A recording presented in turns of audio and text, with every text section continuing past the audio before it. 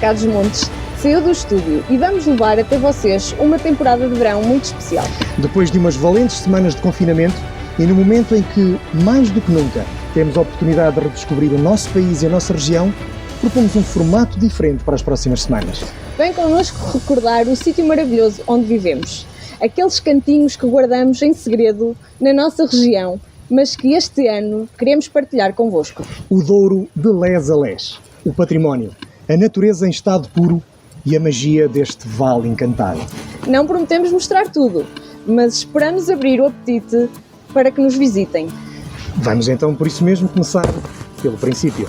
Mesão Frio é a porta do Douro e a beleza ímpar e avassaladora da região demarcada mais antiga do mundo. Começa aqui, em Barqueiros.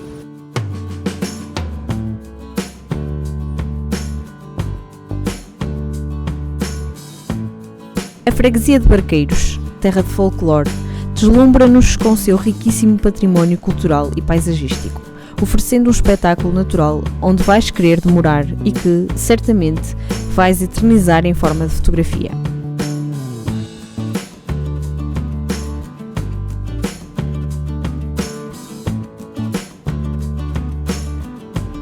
O Mirador de Barqueiros fica na N108, a pouco mais de 5 minutos de Mesão Frio.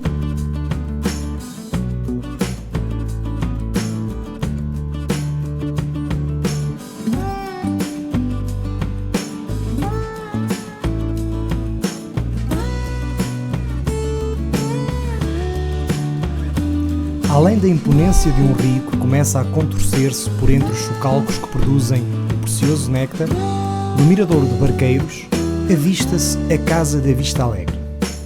Não sendo uma casa brazonada, é de certeza o edifício mais vistoso da região e uma das poucas influências da arquitetura brasileira no Douro.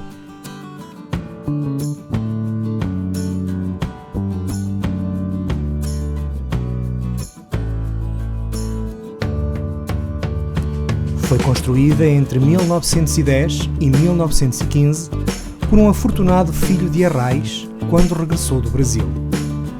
O seu desejo era construir naquela colina uma casa apalaçada que no todo do seu harmonioso conjunto arquitetónico faz lembrar as casas coloniais de Manaus, construídas pelos imigrantes portugueses nos séculos XVIII e XIX.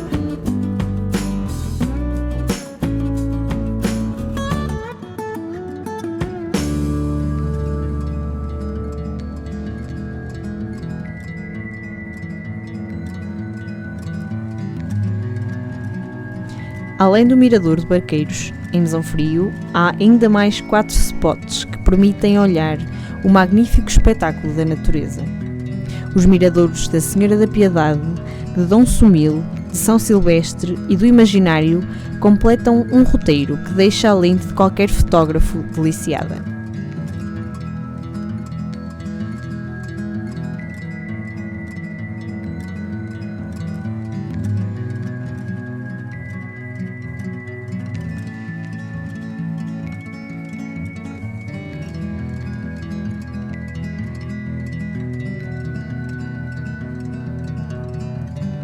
Aqui começa o Douro, mas também o Marão. Começa o Douro porque os primeiros marcos pombalinos que demarcaram a região foram colocados naquele que é hoje o concelho de Mesão Frio, em 1758. 2 deles encontram-se disponíveis ao público no Lugar do Mártir, em Vila Marim, e no Lugar de Cidadelho, no Hotel Douro Scala. E começa o Marão, bem aqui atrás de nós, imponente e fresquinho. A Vila de Mesão Frio é também ela um museu ao ar livre, com um vasto património arquitetónico.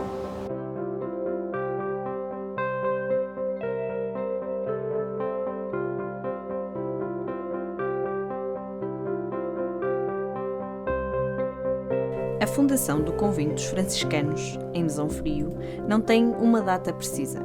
Fortunato de Almeida, o conceituado autor da História da Igreja de Portugal, diz que o Mosteiro de São Francisco de Mesão Frio foi fundado em 1724 para frades e Frei Henrique Rema dá o ano de 1744 como data provável da sua função.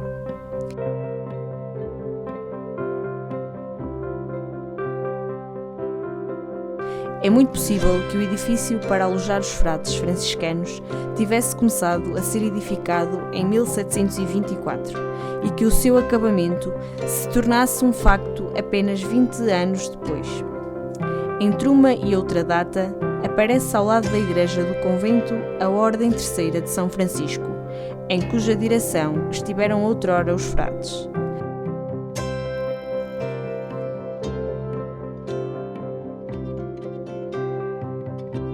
No interior dos claustros do convento, podem ver-se umas escadas subterrâneas que vão dar a um túnel. O povo, sempre de imaginação fértil, criou a lenda de que nesse túnel subterrâneo existe um caminho por onde os mouros atravessam o Douro em direção ao convento do Parro.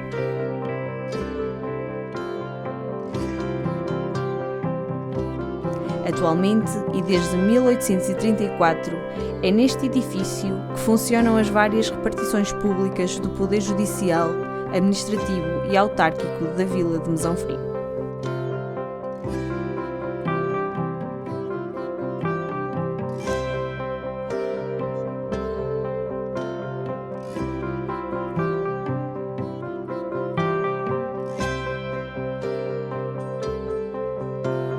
Situado na praça que tem o seu nome, foi o primeiro símbolo de poder local, remontando à época dos romanos. O pelourinho é constituído por uma plataforma com 3 degraus, pela base octogonal, pela coluna e pelo remate com 4 argolas ao alto, formando uma cruz.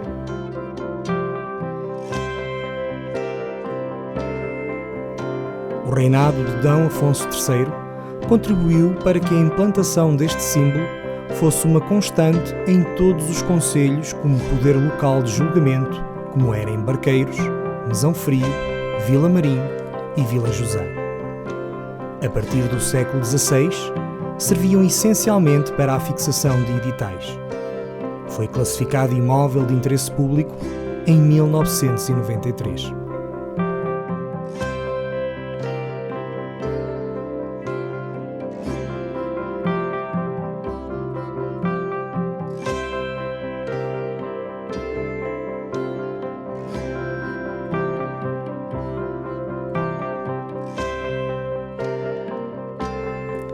A Igreja de São Nicolau foi profundamente alterada no século XVIII. Diz-se que é um templo de raiz românica, mas mesmo a versão de que o primitivo templo foi fundado pela Rainha Dona Mafalda carece de testemunhos documentados que legitimem a sua antiguidade.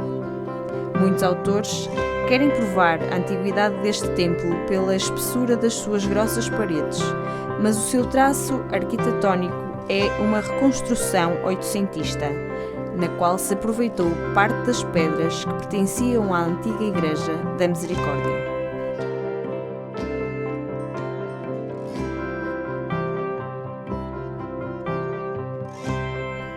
No interior da Igreja de São Nicolau, além da talha preciosa e de objetos raros do culto sagrado, encontra-se embutida na parede lateral, virada ao nascente, a sepultura de D. Francisco Souto Maior Pinto, fidalgo que foi governador de Angola e capitão-general do reino.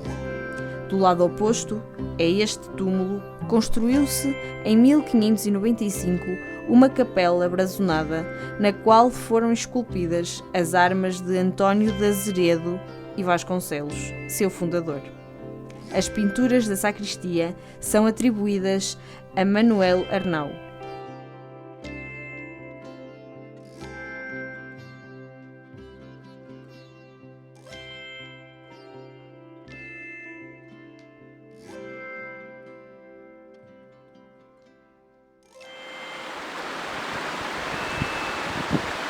Há 2 pontes muito antigas em Mesão Frio, que não só estão ligadas a momentos históricos, como a lendas e muito misticismo. Uma delas é a Ponte Cavalar, onde estamos, também conhecida como a Ponte do Abade ou a Ponte Pousa Foles.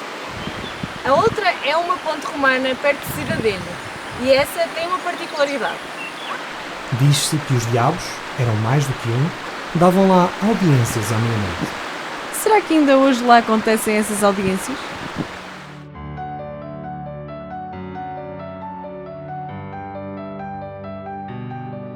Além do lado oculto, a ponte romana foi por onde passaram as tropas de Június Brutus no ano 134 a.C., para destruir o castro céltico na fortificada povoação de Civitadella.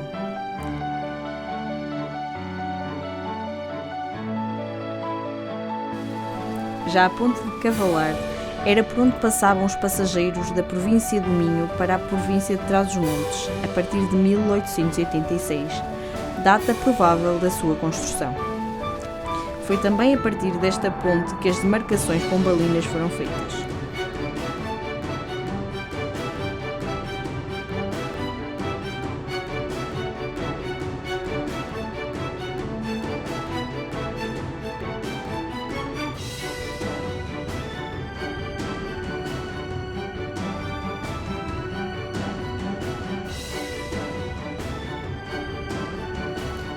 Mas em Mesão Frio há vestígios de tempos antes de Portugal existir.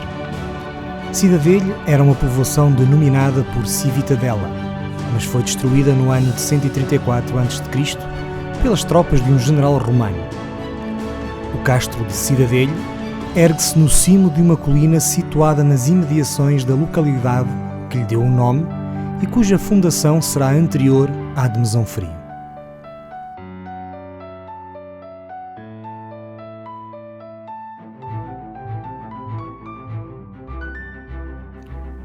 Os primordiais habitantes construíram as muralhas do castro para se poderem defender das invasões levadas a cabo por parte das tropas inimigas.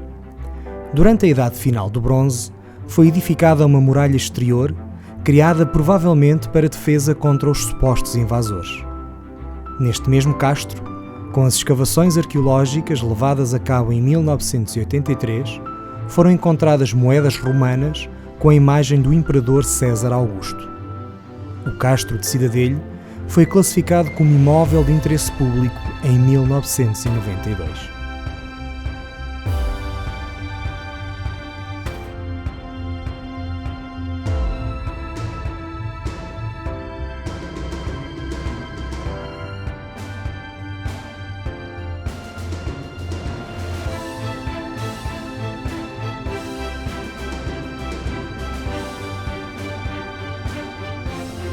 A Casa das Torres de Oliveira é um notável e imponente solar do século XVIII, com capela de belas linhas arquitetónicas em forma de U, envolvido pelo panorama do Rio Douro e dos seus vinhedos emparcelados. Propriedade rústica de 30 hectares, com produção de vinho do Porto e de consumo numa localização excelente para a descoberta de verdadeiros tesouros do património nacional. Possui ainda piscina e jardins, que oferecem ambiente acolhedor aos que procuram repouso junto da natureza.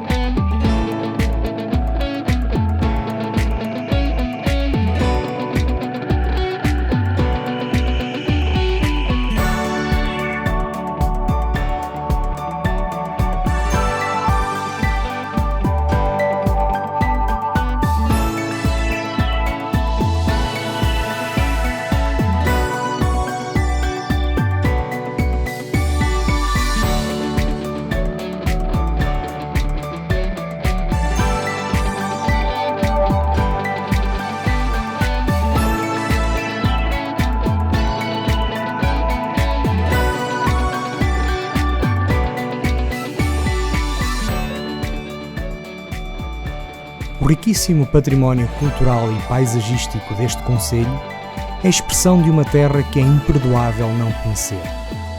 Em Mesão Frio, a sensação que estamos num cenário histórico e medieval é permanente.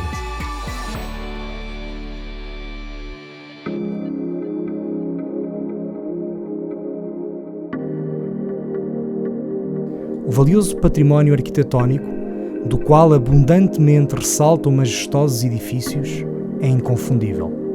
Nesta terra de ruas e praças quase imaculadas que o tempo pouco mudou. Para além dos solares, em todas as freguesias se levantam igrejas que guardam esbeltas esculturas, alfaias e paramentos, ermidas, nichos, fontanários e outras obras de arte.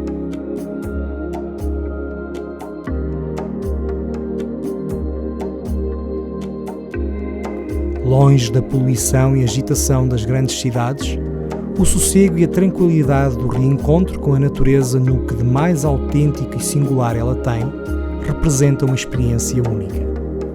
Entre montes e vales de vegetação densa, em caminhos quase inexplorados, encontra recantos para repouso e miradouros de beleza ímpar que proporcionam momentos inesquecíveis. É um vasto anfiteatro voltado ao Douro, com um cenário perfeito para os amantes da natureza.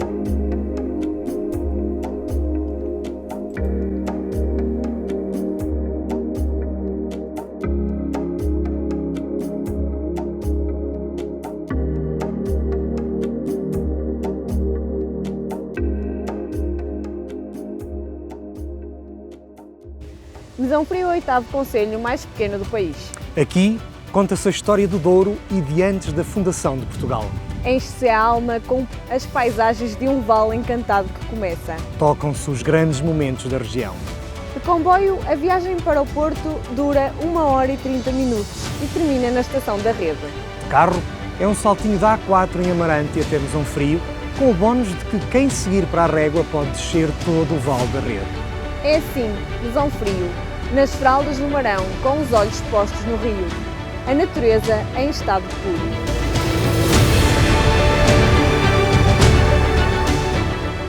Universidade FM. Procura-nos no Facebook em universidade.fm. Há uma região imensa para descobrir. No Para Cá dos Montes Verão 2020, nós apontamos o caminho. A ti, o convite é para que te percas neste vale encantado.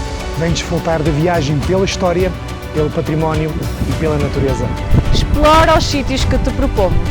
E descobre aqueles que vamos manter em segredo. Para Cá dos Montes, verão 2020, segunda-feira, a partir das 22 horas.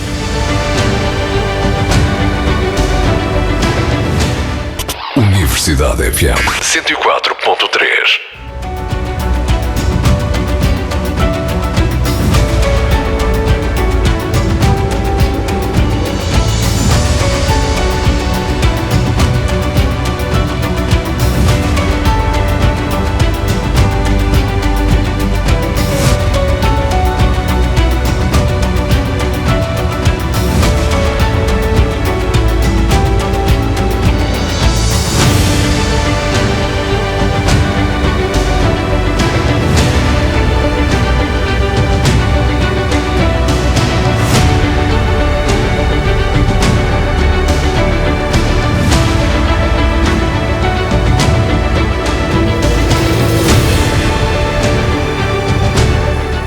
A cidade de Peso da Régua é a capital do Douro.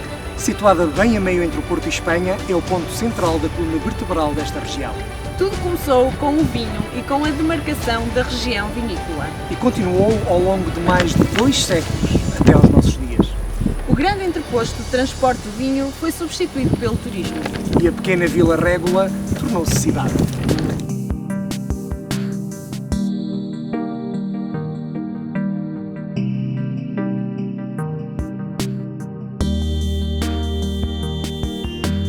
Pensa-se que Peso da Régua teve origem numa casa romana que aqui existiu, a Vila Régula, mas o seu grande desenvolvimento restou-se após 1756, com a criação da Real Companhia Geral da Agricultura das Vinhas do Alto Douro, que instituiu a primeira região demarcada de produção vitivinícola a nível mundial.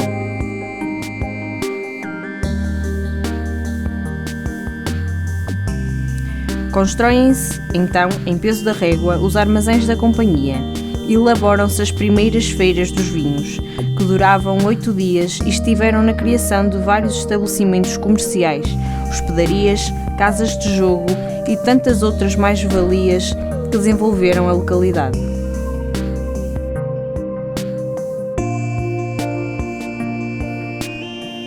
Era da Régua que partiam os típicos barcos rabelos de madeira que se aventuravam pelo Rio Douro para transportar os barris de vinho até Vila Nova de Gaia, onde o vinho envelhecia nas caves.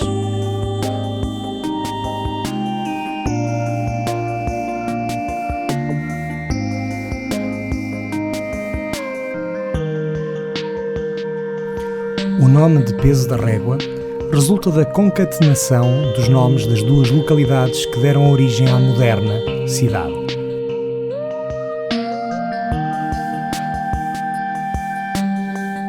O peso era a povoação original, desenvolvendo-se na encosta e correspondendo à parte alta da cidade atual.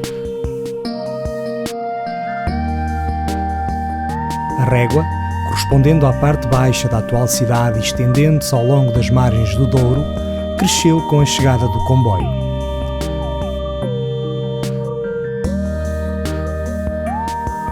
A existência desta importante estação ferroviária e do interposto comercial do vinho do Porto deu notoriedade ao nome da régua.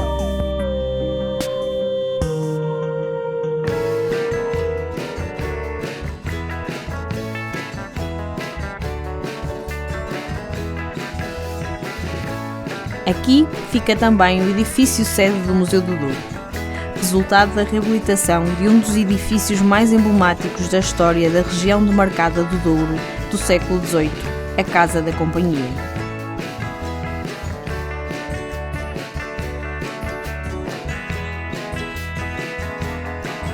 Este espaço foi inaugurado a 20 de dezembro de 2008.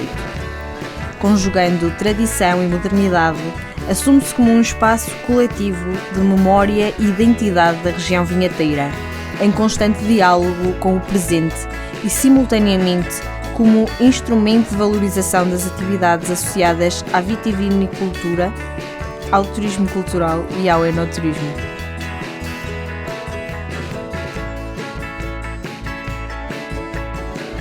O Museu do Douro, como museu de território, tem por missão a representação do património natural e cultural da região demarcada do Douro, consagrada com o Estatuto de Património Mundial da Unesco como paisagem cultural, evolutiva e viva.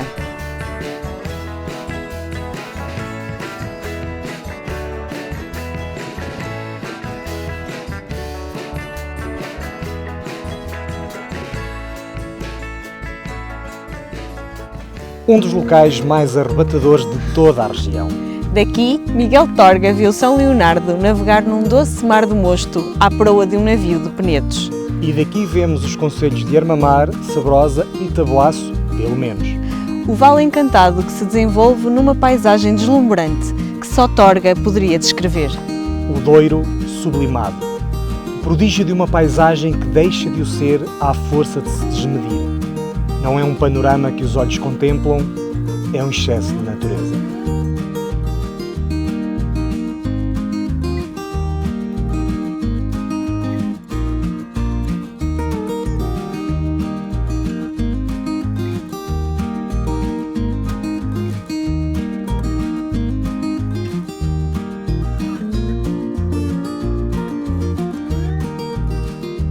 É um dos miradouros mais bonitos de toda a região douriense.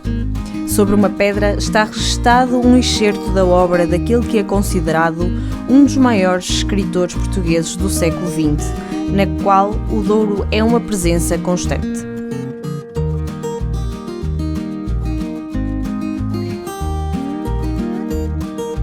Deste lugar contam-se lendas e histórias que aumentam o encanto destas paragens. Um dos lugares mais belos do concelho reguense, paragem obrigatória para quem visita o Douro.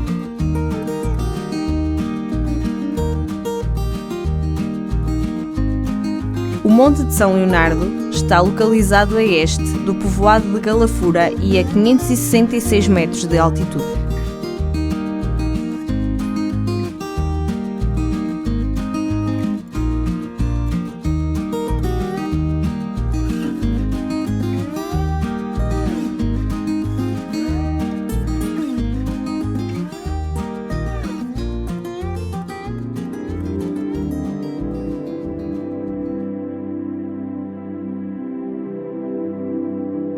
E se Torga se deslumbrou pelo concelho da Régua, João de Araújo Correia, natural de Canelas, publicou crónicas, contos e romances, sobre retratar como ninguém a região do Alto Douro, criando personagens típicos.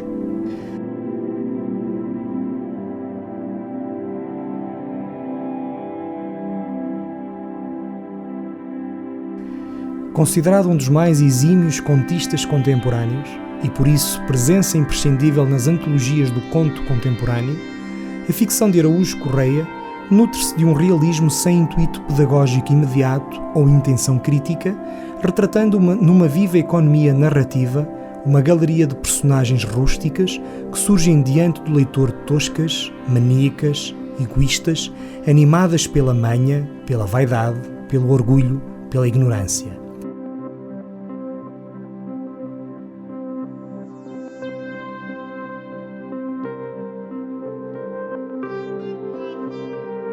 Além de evocado numa das principais zonas da cidade, empresta também o seu nome à escola secundária.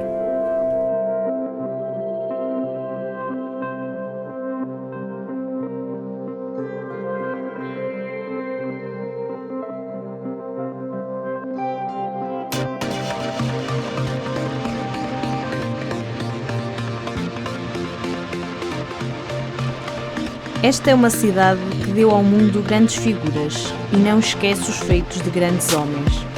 A 30 de abril de 1927 foi inaugurado o padrão comemorativo da viagem de Gago Coutinho e Sacadura Cabral.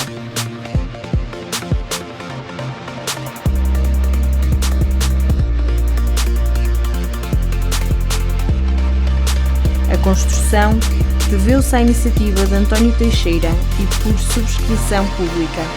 O desenho do monumento foi esboçado pelo António Teixeira e depois ampliado pelo mestre pedreiro da régua, Anastácio Inácio Teixeira, e levado às proporções regulares pelo canteiro Luís da Fonseca, tendo sido construído nas oficinas deste, em Lisboa.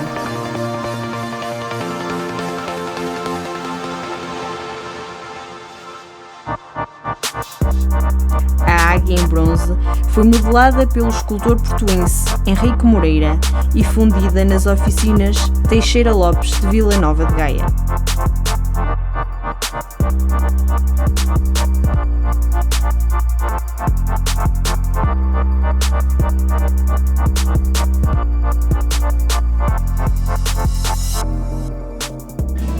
Pelas ruas de Canelas passou não só João de Araújo Correia, como também a realeza. Esta localidade é considerada o berço do teatro português por influência de D. Sancho I.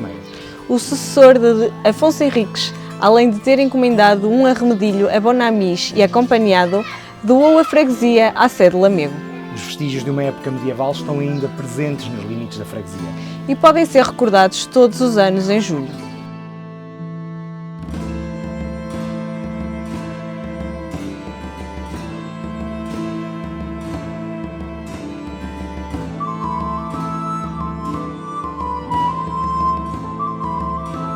As jornadas medievais do Douro retratam a passagem do rei D. Sancho I por Canelas e a doação que este terá feito a Bonamis e acompanhado 2 jograis a quem terá encomendado um arremedilho. O documento comprovativo desta doação é o testemunho mais antigo que se conhece de manifestações teatrais na Idade Média em Portugal. Nesta grande festa medieval, encontram-se feirantes, malabaristas, bailarinas, jograis, nobres e até mesmo as vítimas da peste, numa recriação histórica que inclui grande animação, jogos, teatro, dança, música, além da gastronomia e promoção dos produtos locais.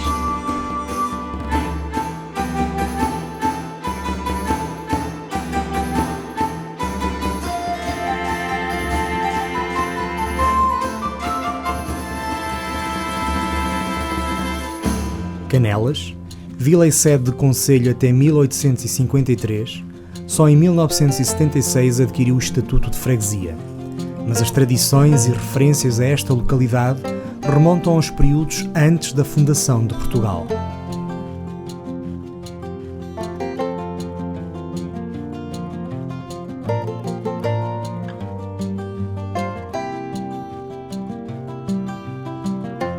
A Vila Romana do Alto do Fonte do Milho, classificada como Monumento Nacional, é um exemplo significativo.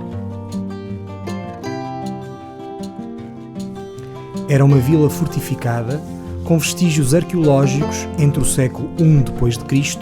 e os séculos 4 a 5 d.C.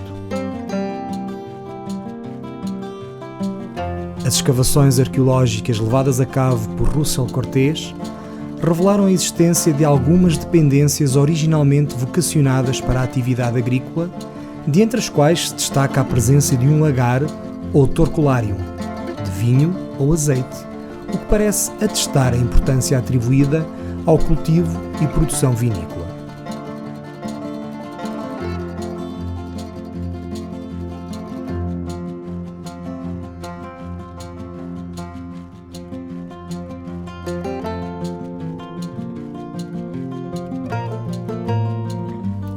Regressando à cidade, há ainda 2 pontos que merecem total atenção.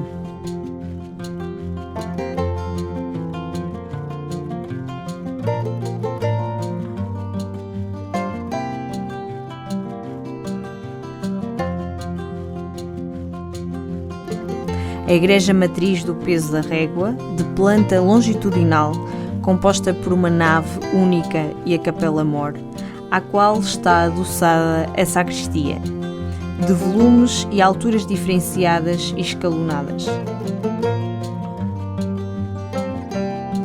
No interior possui 7 retábulos de talha dourada, 2 em cada um dos cantos do arco cruzeiro, na parede do lado da epístola, outros 2 no lado do Evangelho, e o de maior dimensão localiza-se na capela-mor e reveste toda a parede da cabeceira, no qual se situa uma pintura de Pedro Alexandrino de Carvalho.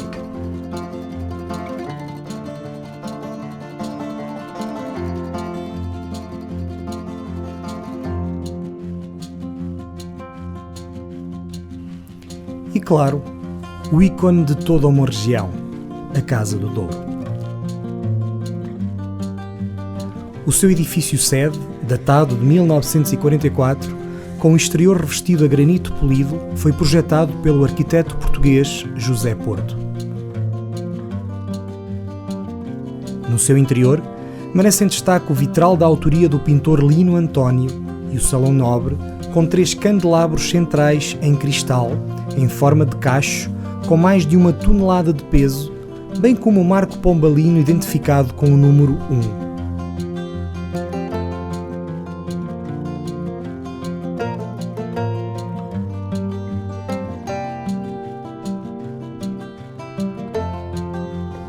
O vitral sintetiza toda a dinâmica da região de Marcada do Douro.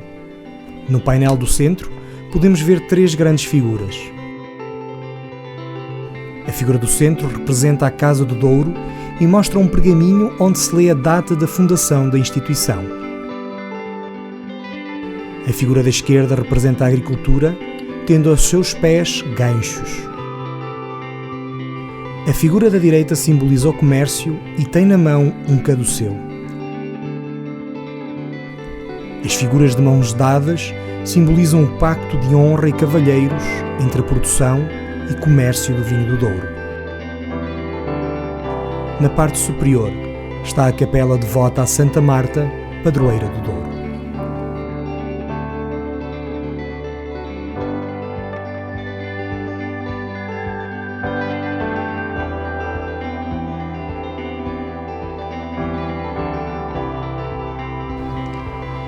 Terminamos a nossa viagem pela Régua, junto à ponte rodoviária, que agora é pedonal. Construída em 1872 a mando do rei Dom Luís I, foi desativada em 1949. Mais recentemente, a Câmara Municipal do Peso da Régua recuperou o seu tabuleiro. Em breve, a Casa do Cantoneiro, na margem direita, será um local de informação turística. Ao lado, a atual ponte rodoviária em Alvenaria foi construída em 1934 para a ligação de comboio entre a Régua, Lamego e Viseu, que nunca veio a ser concluída. Chamar o país e o mundo há razão para que lugares como o Peso da Régua deixem de ser esquecidos no espaço e no tempo é um desafio.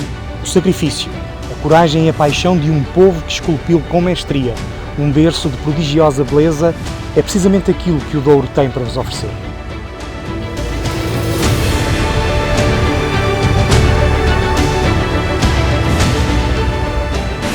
Universidade FM. É muito interessante. Passam boa música, os comentários são interessantes. É uma boa rádio. Universidade FM. Paz, passa a música metida. Espetacular. Universidade FM. Altamente. Genial. Universidade FM. A Rádio Universidade é cada vila. Universidade FM. Procura-nos no Facebook em universidade.fm.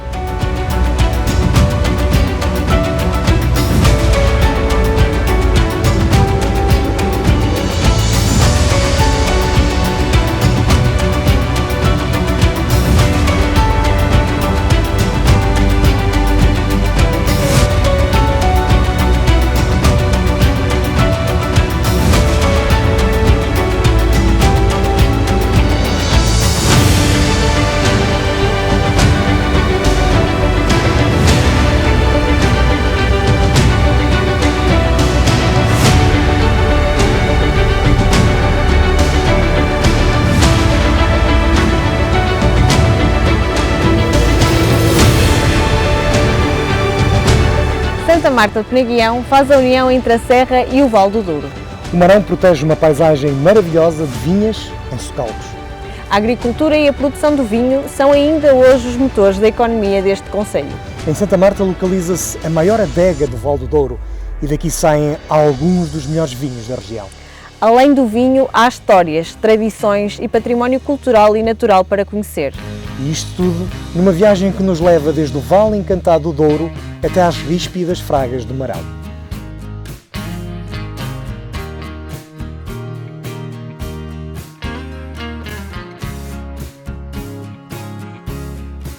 Tanto quanto é possível recuar no tempo conhecido, a existência de vestígios do que teriam sido castros e outros achados em vários locais provam que antes da estadia dos romanos na Península Ibérica, o território do atual concelho de Santa Marta de Penaguião era já um espaço ocupado de forma permanente. A 15 de dezembro de 1519, D. Manuel I concedeu o foral da terra e concelho de Penagoião e dos concelhos de Fontes e Godinho seus anexos. Pelo alvará de 22 de novembro de 1775, D. José I eleva Santa Marta à categoria de vila. Desde 1898 que o concelho integra as atuais freguesias.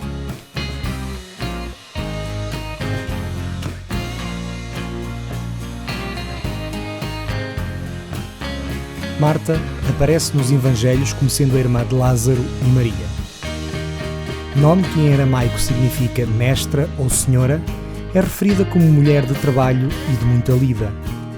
Por isso, na sua representação iconográfica, aparece como diligente dona de casa, sendo representada com uma vassoura, uma concha e um molho de chaves. Atributos, talvez mais a ideia e influência de Frei João de Mancilha, que levaram a que fosse, em 1756, declarada também a padroeira da região demarcada do Douro e da Companhia Geral de Agricultura das Vinhas do Alto Douro. O culto de Santa Marta desenvolveu-se sobretudo no norte de Portugal ao longo da Idade Média. Não é claro porque designou o lugar que hoje é sede de concelho. Julga-se que uma capela anterior à existente ou uma fonte de Santa Marta o terá proporcionado.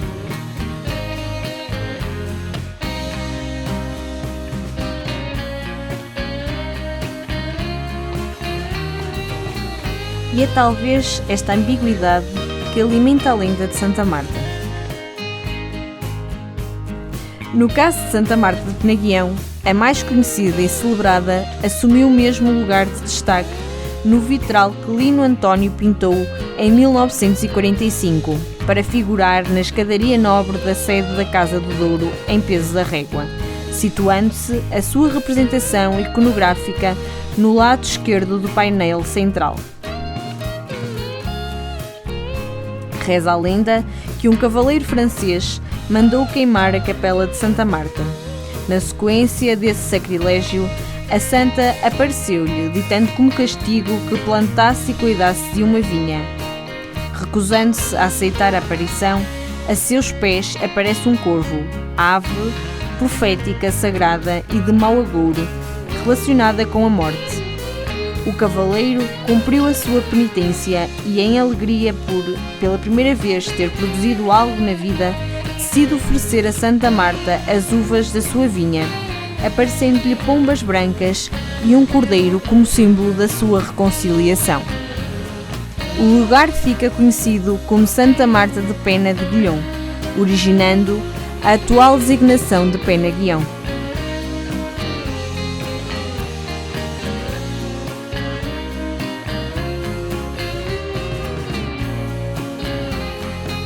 Um dos principais ícones de Santa Marta são as suas caves, que produzem alguns dos melhores vinhos da região e que chegam a todo o mundo. 2 séculos depois da demarcação do Marquês de Pombal, impulsionado pelo Frei João de Mancilha, natural de Santa Marta, um grupo de viticultores, inconformados com a realidade da viticultura regional e porque acreditavam que o cooperativismo seria a melhor forma de promover o vinho, fundam a Adega Cooperativa de Santa Marta em 1959. O movimento originou ainda as adegas de Medrões e Comieira. Em 1987, as 3 fundem-se naquela que é hoje conhecida como a Caves Santa Marta. Esta foi a primeira cooperativa na região a declarar um vintage em 1998.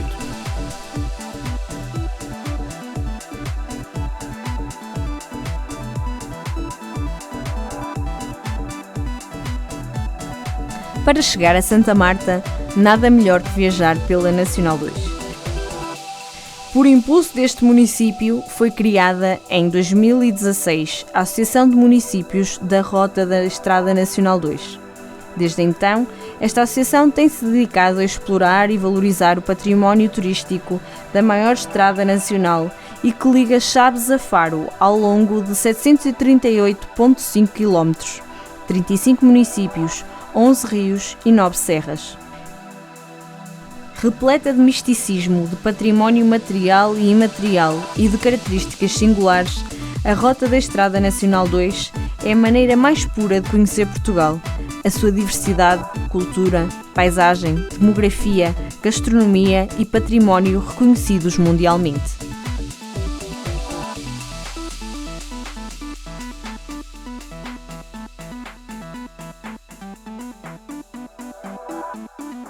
Na nossa viagem do Douro ao Marão, no concelho de Santa Marta de Penaguião, paramos agora em Fontes. A subida é íngreme e o nosso chasse já não aguenta mais.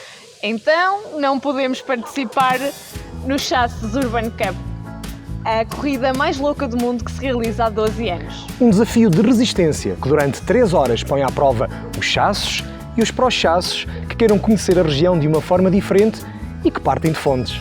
Também em Fontes fica o Santuário da Nossa Senhora do Viso, onde nos encontramos. E é a partir daqui que todos os anos uma caminhada noturna nos leva ao ponto mais alto da Serra do Marão. Nós vamos de chasse.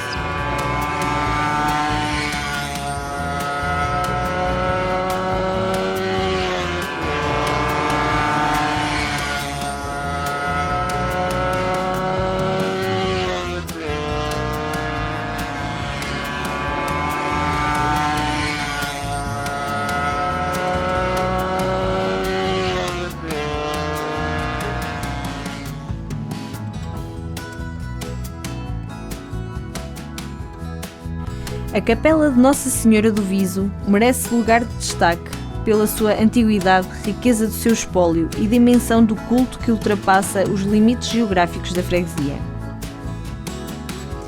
O altar-mor é em talha dourada, artisticamente trabalhado, destacando-se no topo do trono a imagem da Senhora.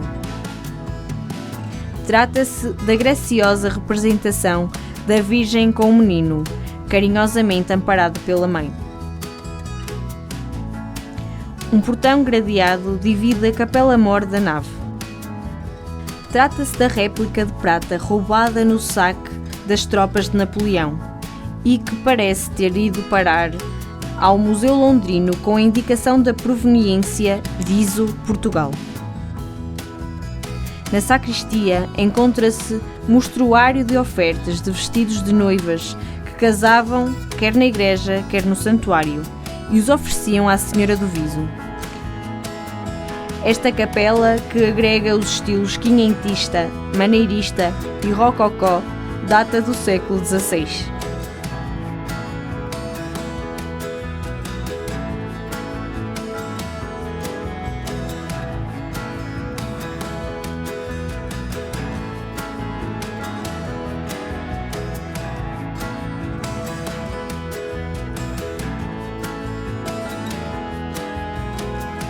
O lugar do Viso, em Fontes, povoação que pertenceu à Ordem de Malta e cujo santuário, segundo se sabe, foi a matriz da primeira paróquia desta freguesia, é um local de onde se desfrutam as mais belas paisagens da Serra do Marão. Daqui é possível admirar toda a grandiosidade das zonas agrestes da montanha e a sumptuosa e sempre admirável Fraga da Ermida, na qual ainda se podem vislumbrar vestígios da Águia Real do Marão. Com um agradável parque de merendas e de bons acessos, rodeados de paisagens belíssimas e diversificadas, aqui chegam variadíssimos grupos de forasteiros que se impressionam com as belezas da natureza.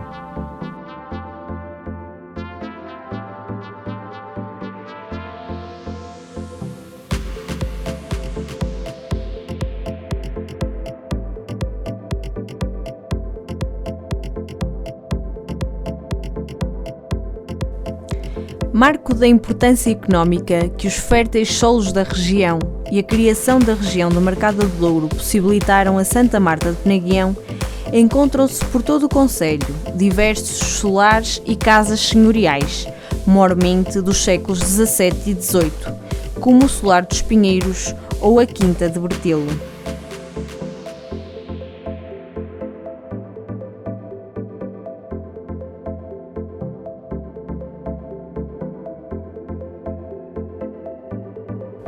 O turismo de natureza é também uma opção para conhecer o património deste concelho. 6 trilhos permitem praticamente chegar a todos os pontos. Os trilhos do Corgo, do Céu e da Terra, do Aguilhão, das Belas Vistas, da Senhora da Serra e das Portas Vila vão desde as margens do Corgo, em Alvações do Corgo, até ao cume do Marão, permitindo o contacto com a natureza e com outros tempos. As construções típicas da região em xisto, a paisagem, ora de montanha, ora vinheteira, os vinhedos, os medronheiros, os pinheiros bravos, as quedas de água e um desconhecido mas relevante património arquitetónico são constantes qualquer que seja a opção.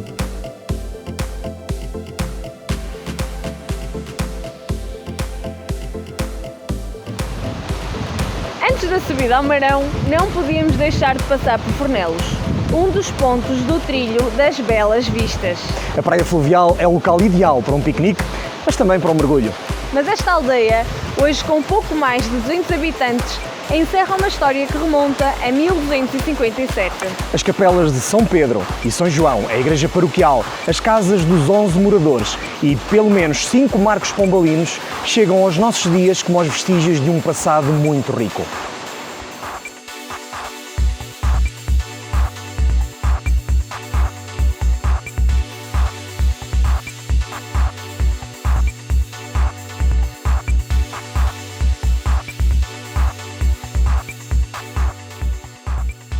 A praia fluvial de Fornelos é um local idílico e aprazível, junto às águas límpidas do rio Aguilhão. Inaugurada em 1998, é um belíssimo espaço de lazer, de agradável frescura, com um açude no rio que serve de piscina natural. Na zona envolvente, uma parte relevada para banhos de sol com estruturas de apoio. Um polo que serve com maior vantagem os locais, mas também os turistas que procuram uma opção fora do rebuliço das praias do litoral.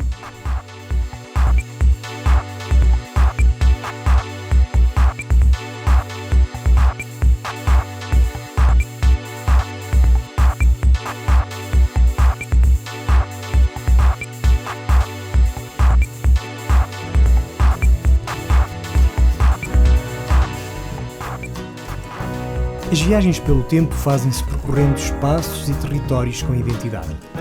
Cada região possui características muito próprias que lhe dão essa identidade. É esse conjunto de elementos, naturais ou humanizados, que fazem as pessoas orgulharem-se da sua terra. Foi há cerca de 50 anos que, no lugar da ponte, entre as freguesias de Louredo e Fornelos, que terão surgido os primeiros vestígios do que na altura se chamou uma fábrica com chaminé. Em 1980, trabalhos arqueológicos permitiram colocar a descoberto o que restava de um forno da época romana com cerca de 2000 anos. O forno cerâmico era composto por uma área de aquecimento enterrada no solo natural e uma câmara de cozedura, sendo rematada por uma abóbada com chaminé para evacuação dos gases e fumos. Um vestígio de outros tempos, disponível para que a imaginação se perca no rebuliço que em torno deste forno se geraria há séculos atrás.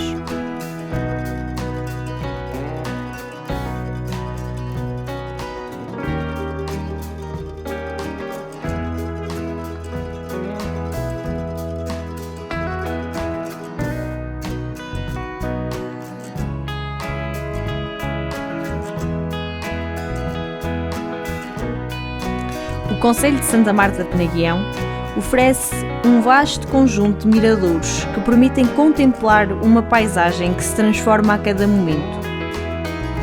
São pelo menos 7 e em breve 8 os miradouros que oferecem a quem visita deslumbrantes momentos.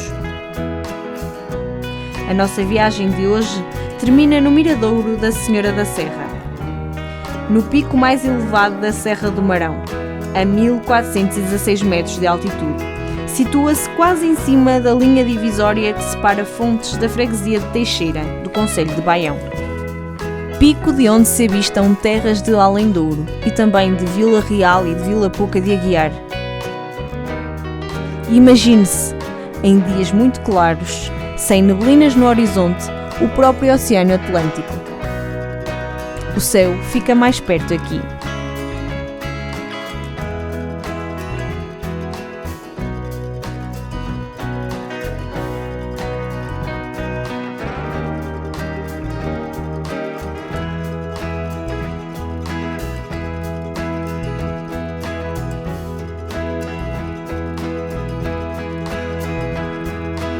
Estamos no ponto mais alto do Douro. A vista daqui é arrebatadora.